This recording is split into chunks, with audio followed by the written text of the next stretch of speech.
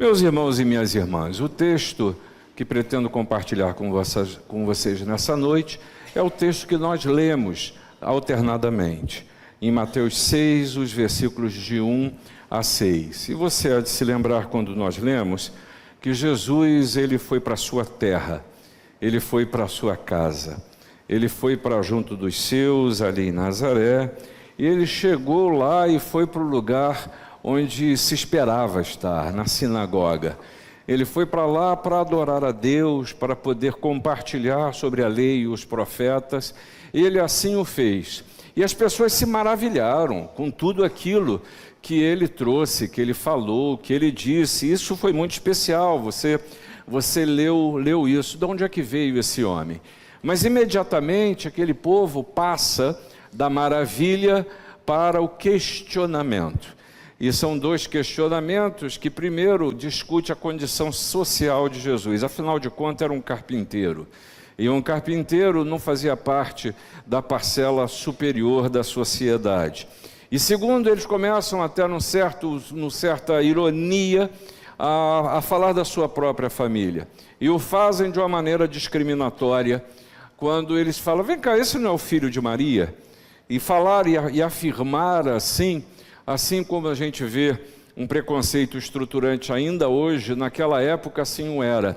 Citar a mulher era diminuir a pessoa citada. E eles agem assim. E Jesus chega e fala para aquele povo, o profeta na sua terra não tem honra. E mais do que isso, ele afirma, e a palavra nos ensina que milagres ali não aconteceram. Mas Jesus não para por causa disso. Ele continua a ensinar. E é muito interessante eu pensar no que antecede esse encontro. E o que antecede é o contrário do que você acabou de ler e de ouvir. A gente vê um ambiente maravilhoso nos capítulos antecedentes. No capítulo 4, a partir do versículo 38, a gente vê que Jesus lida com uma tempestade e acalma a tempestade. Isso é maravilhoso. No capítulo de número 5, versículo 1, Jesus liberta, ele cura um endemoniado. E é aquela passagem muito curiosa em que Jesus liberta aquele homem e esses demônios, eles incorporam numa manada de porcos, esses porcos se precipitam num suicídio e ninguém se preocupou mais com o homem. Todo mundo estava preocupado com o destino dos porcos, né? Esquece-se o ser humano para poder pensar nos animais. Mas ainda assim foi maravilhosa essa cura. E essa cura antecede uma outra ainda mais espantosa. Diz respeito à ação de Jesus na vida da família de Jairo. Lembra disso? Uma adolescente que estava à morte, Jairo o convida, era um dos principais da sinagoga, convida Jesus para ir à sua casa, porque a sua filhinha estava à morte. E o milagre acontece, Jesus traz aquela adolescente à vida. Isso você encontra no capítulo 5 a 21. Só milagre acontecendo, só coisa abençoadora. É bom ler isso.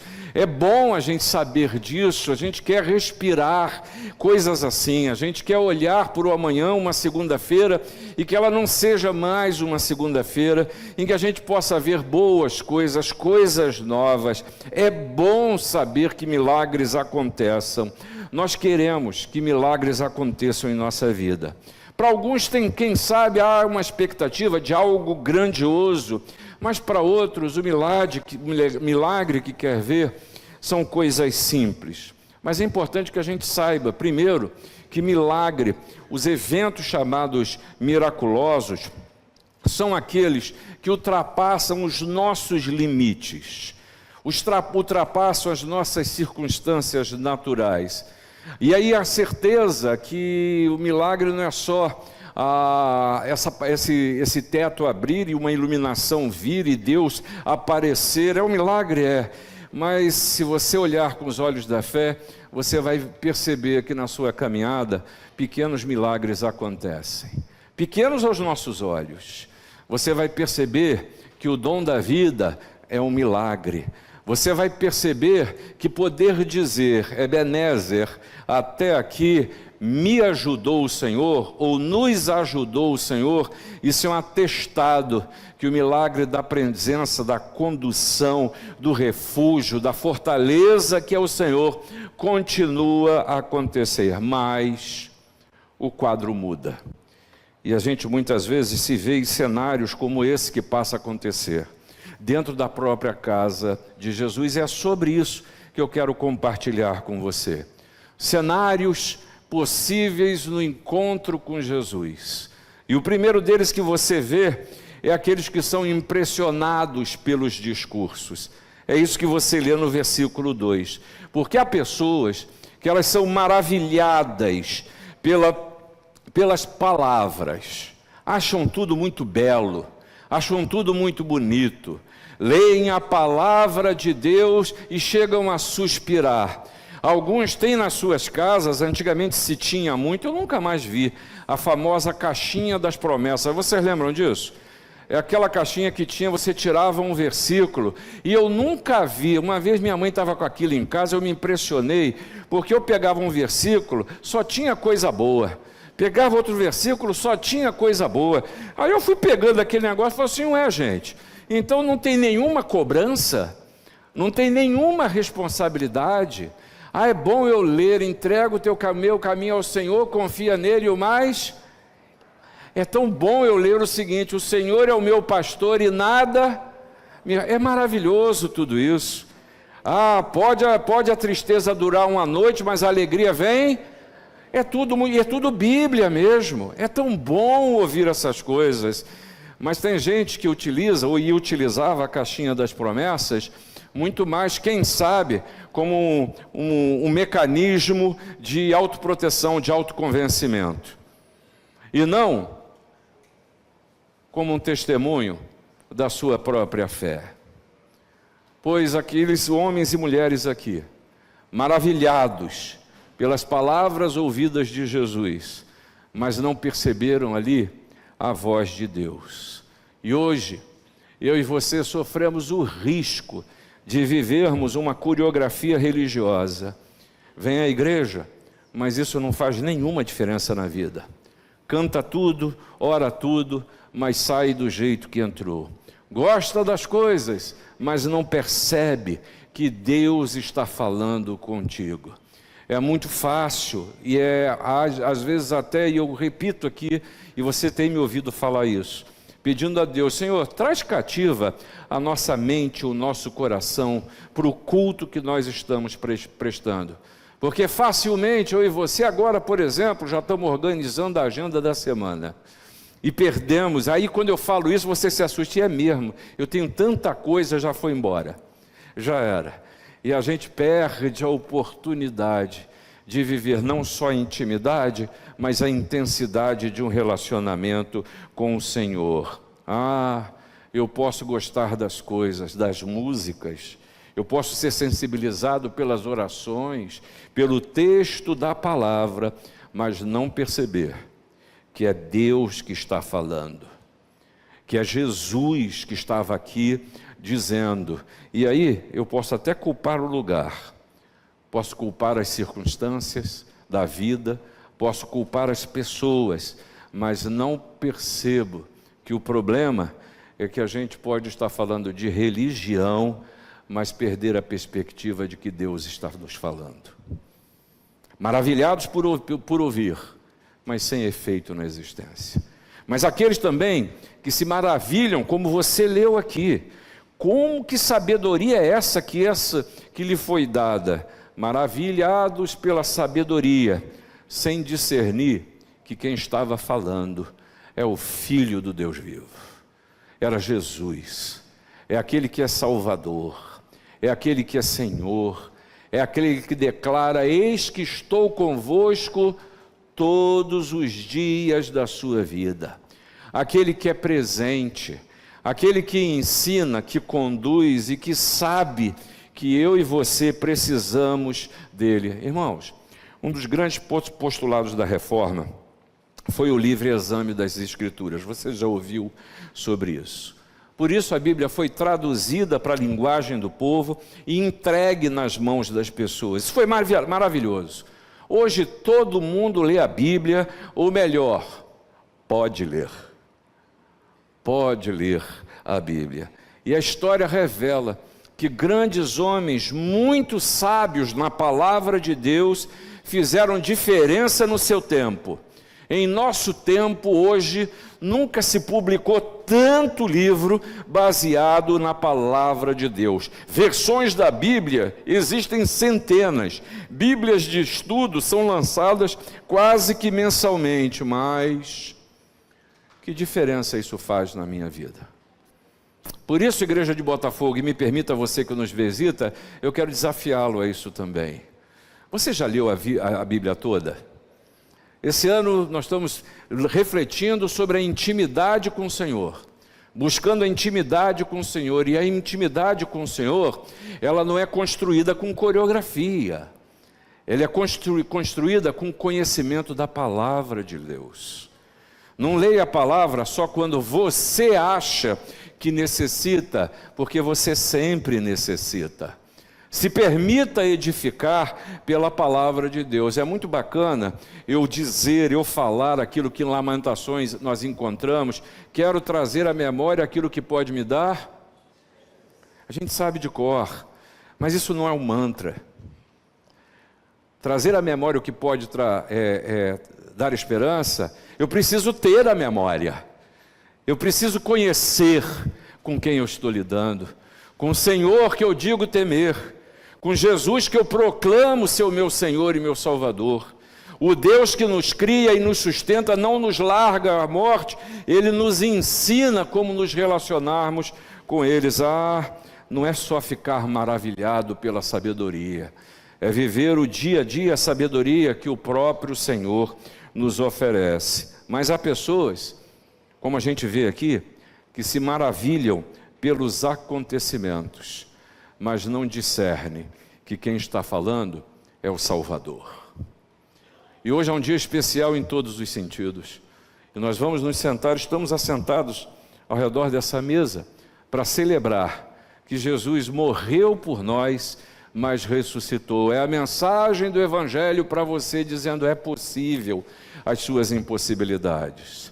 É possível que a sua vida ela seja melhor. É possível que você seja transformado. É possível que a sua caminhada ela se dê de uma forma que a paz em você ela não seja sazonal, porque a paz de Cristo excede a todo entendimento. Mas é preciso não só ficar maravilhado, é preciso dar o passo da fé. Aí vem diante de nós o segundo cenário desse encontro, que se antes eu vejo os milagres, a segunda coisa que eu encontro aqui não é só a maravilha, eu encontro a incredulidade.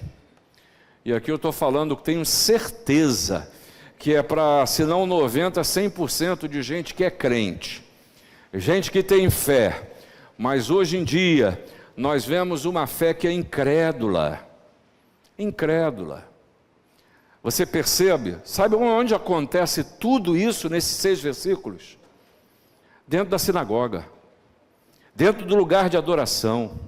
E quem estava lá, estava no sábado, estava porque queria estar.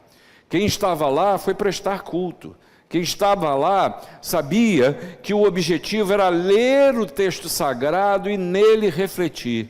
Primeiro acharam maravilhoso, depois descreram, não acreditaram. Essa leitura precisa ficar clara, na medida em que é possível estar no lugar do culto, mas não viver a intenção que se motivou a vir a este lugar. É possível que eu pretenda prestar um culto a Deus, mas as minhas intenções estão longe. A gente pode vir à igreja e não vivenciar momentos de fé, de adoração, de aprendizagem da palavra, mas o que é pior é acreditar nas coisas que a Bíblia fala, mas perder a fé. É um contrassenso, mas eu quero te incomodar com isso. Há muita gente hoje que conhece o texto, mas vive uma fé que se desmente, porque duvida nos seus passos, porque não dar o passo que abençoa, que Deus o encontra, que não toma decisão.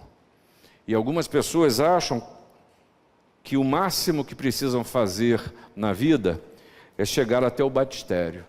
Pronto, já comprei o bilhete para a eternidade. Mas isso é o começo de uma nova vida. E ainda hoje a expectativa é que esse não seja mais um culto, mas que você possa experimentar novidade de vida. Se há falta de esperança, esse é o nascer de um novo dia. Se há necessidade de ouvir a voz de Deus, acredite que Deus está falando, mas mantenha a expectativa de ouvir a voz de Deus, de ouvir o Senhor falar. Mas a incredulidade aqui também revelada é a incredulidade em Jesus, a incredulidade em quem fala. É a postura de decidir quem pode falar a palavra do Senhor e quem não pode. Esses homens e mulheres aqui decidiram que da boca de Jesus não podia vir sabedoria, depois de terem afirmado que dele havia vindo sabedoria. É a postura de escolher o que Deus deve falar. É a postura de ter um coração seletivo para que o que Deus precisa falar a você. Eu acho que é uma inversão de papéis. Acho que é uma inversão de papéis. E, lamentavelmente, há muita gente pregando isso e pessoas vivendo frustradas. Eu falo, me permita uma palavra aqui agora, eu falo a besteira aqui na frente e a culpa fica sendo de quem? De Deus. Ah, irmãos, precisamos experimentar aquilo que ouvimos, porque é muito curioso a gente achar que os homens, e só os homens nos falam em nome de Deus, e nós esquecemos que o Senhor habita em nós, através de quem? Do Espírito Santo. O relacionamento seu com Deus precisa ser pessoal, não pode ser de uma terceira pessoa. A fé terceirizada é qualquer coisa, menos fé. O relacionamento de Deus contigo, ele é pessoal. Ele quer ouvir a sua voz e quer falar ao seu coração, do jeito que você é, da maneira que você percebe, do jeito que você precisa. E às vezes, o Senhor lhe diz para esperar, e você duvida, mas o Senhor te ensina no processo da espera.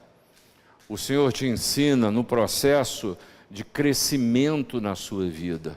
Mas também, a incredulidade, ela nos faz limitar a percepção da ação de Jesus. É exatamente, em vez de achar que Deus vai se mostrar mais, quando eu deixo o vírus da incredulidade tomar o meu coração, ela faz turvar os meus olhos e não perceber a ação do Senhor Jesus. Ah, o Senhor Jesus diz o texto que não pôde fazer nenhum milagre. A coisa não aconteceu. Perceba que a ação de Jesus, ele sempre busca a fé, o compromisso, a compreensão e a decisão. Querer milagre sem reconhecer a pessoa de Jesus como Salvador, como o Filho de Deus, é querer espetáculo, é querer coreografia, é querer prazer. Querer milagre sem a consciência da presença de Jesus é consumismo, e isso não é fé. Querer milagre sem compromisso com aquele que pode realizar, isso é loteria religiosa. Aposta um pouquinho na expectativa de ganhar muito. E tem muita gente que se engana com isso. Isso se dá, irmãos, em qualquer momento da vida.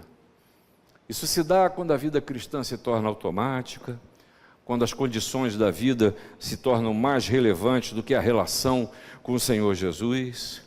Isso se dá quando o nosso foco está nas coisas dos homens. Desse jeito, o milagre da fé, ele não acontece. Mas um terceiro cenário que o Senhor Jesus nos mostra e que nos traz a esperança que Ele sempre nos oferece. É a certeza que Jesus atua na sua vida. Jesus atua no meio em que você está.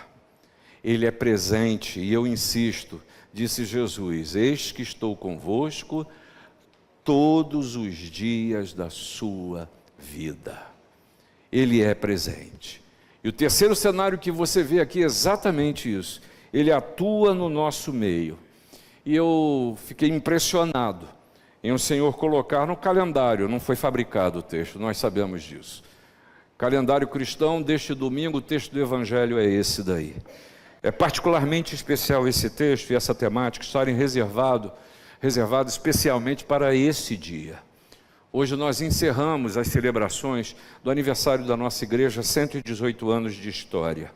Uma história de intensidade com Deus, de gente que acolhe, de gente que recebe, de uma igreja amorosa, de gente que sofre, que chora, mas que se alegra, que ama estar junto, que quer receber, que é imperfeita, como imperfeito todos nós somos.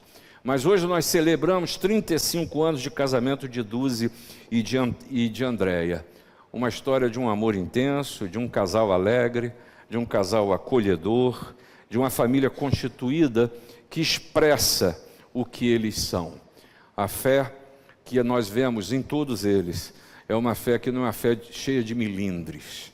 É algo pé no chão, algo vivido, são homens e mulheres que temem ao Senhor. E eu não estou aqui fazendo um culto a eles, porque são imperfeitos também. Mas é uma oportunidade, não para a gente idealizar a igreja ou o casamento, mas para a gente aproveitar e refletir sobre o exercício da fé em nossas relações. Capítulo 6, versículo 1, diz que Jesus foi para a sua terra. Ele foi para a sua terra com os seus discípulos. Ele foi para o seu ambiente religioso, para a sinagoga. Ele foi reconhecido pelo seu trabalho, carpinteiro. Ele foi reconhecido pela sua família, filho de Maria e dos seus irmãos. Mas ainda assim ele foi desprezado. Foi desprezado. E eu quero convidar você a se colocar na posição de Jesus. O desrespeito a você, o desrespeito ao que você faz, o desrespeito à sua família, à igreja, e o que é pior, o silêncio dos discípulos. Vocês leram? Os discípulos estavam e permaneceram silentes. Perceberam o que estava acontecendo, ouviram o que ouviram, e não houve uma voz que pudesse reagir. Mas também se coloque na posição de discípulos, e insisto, inerte, omisso, mas faz parte desse contexto. Se coloque na posição de carpinteiro, ser menosprezado pelo que você faz, como engenheiro, como empresário, como investidor, como um aposentado. E é muito comum o aposentado, ele assumir uma postura que não tem mais formação nem capacidade para contribuir. A pessoa é engenheira até aposentar. Depois que ela aposenta, ela é o quê? Aposentado. Chega a perder a identidade. E é curioso que muitas vezes nós nos tratamos dessa maneira. Nos permitimos tratar o outro como se não houvesse identidade. Não fosse um ser único diante de Deus, que ao longo da sua história, do que construiu, Deus quer continuar a usar para ser bênção. Se coloca na posição de Maria e de seus irmãos ou dos irmãos de Jesus, ser ridicularizado como membro de uma família que está sendo enxovalhada. Agora, eu queria que você prestasse muita atenção no que Jesus disse. Ele não foi recebido por sua própria gente. A gente pode se maravilhar pelas suas palavras, mas a nossa incredulidade impede que o vejamos como Ele é e quem Ele é. Preste atenção, porque seu ambiente religioso pode ouvi-lo, pode falar dele e pode se maravilhar, mas não ser sensível à sua voz. É por isso que no final do texto diz que ele não pôde fazer ali nenhum milagre, porque em ambientes assim, milagres não acontecem. Preste atenção, que o que você faz e a sua família podem ser desrespeitados, mas o pior é quando o respeito se vai no trabalho e na família. Quando nesses ambientes pode-se achar as palavras de Jesus maravilhosas, mas não reconhecê-lo nas relações dentro de casa. Não percebê-lo no trabalho que você realiza. Não fazer diferença nas suas palavras, nem nas suas ações. É não viver a Jesus nas suas relações. Em situações assim, milagres não acontecem mesmo. Não é possível haver o milagre. Por quê? Porque falta a percepção de um Jesus que continua a dizer: vinde a mim, todos vós, que estáis cansados e sobrecarregados, e eu vos aliviarei. Mas eu quero dizer para você que milagres continuam a acontecer. Jesus continua a ensinar, diz o versículo 6. E o convite de Jesus aqui é para a nossa casa, para a nossa igreja, para a nossa família, para a sua família, Duzi e Andréia. Vamos ouvir o que Jesus tem a nos dizer, mas vamos vivê-lo em nossas relações. Vamos enxergá-lo em nossas vidas, que não sejamos encontrados como aqueles que não dão crédito ao Salvador na nossa própria casa. Que vejamos os milagres de Deus acontecendo, porque somos sensíveis à sua voz e à sua presença. E a minha oração é que o milagre do Senhor continue a acontecer na minha casa, continue a acontecer na sua casa. Milagre da presença, do cuidado, do suprimento que você tem e nem percebe. Que o dia de hoje amanheceu e você tem casa, e você está vestido, e você se alimenta, e você tem gente que se importa com você. Nosso Deus nos traz a sensibilidade de pensar nas pequenas coisas que nos abençoam. Porque no momento das grandes crises, é exatamente isso que sustenta a nossa fé. O Deus que supre todas as nossas necessidades. Que Deus os abençoe.